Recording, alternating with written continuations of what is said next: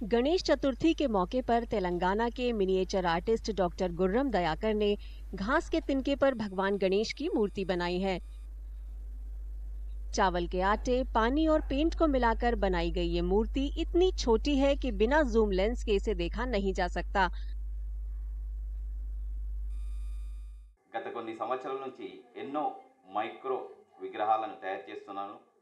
అయితే నేను ఎక్కువ శాతం బంగారంతో తయారు చేసేవాడిని. కానీ గణపతి నవరాత్రుల టైంలో నేను ప్రత్యేకంగా ఎవరు చేయని విధంగా వినూత్నంగా చేస్తుంటాను. పోయిన సంవత్సరం నేను గుండు పిన్నుపై చంద్రయాన్ 3 గణపతిని తయారు చేశాను.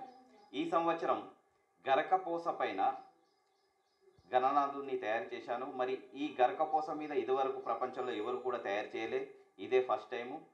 ఇలాంటి థాట్ రావడం నిజంగా నా అదృష్టం, ఆ భగవంతుడే ఇచ్చాడు అనుకుంటాను. అలాగే దీన్ని చేయడానికి నాకు దాదాపు 10 గంటల సమయం పట్టింది. దీనికి నేను మైనము, వాటర్ కలర్లు వాడాను. మరి ఈ సందర్భంగా ప్రతి ఒక్కరికి గణపతి నవరాత్రుల శుభాకాంక్షలు. जगतियाल में रहने वाले doctor Gurram Dayakar Guinness book of world record में अपना नाम दर्ज करा चुके हैं। घास पर बप्पा की मूर्ति बनाने में उन्हें तकरीबन 10 घंटे लगे।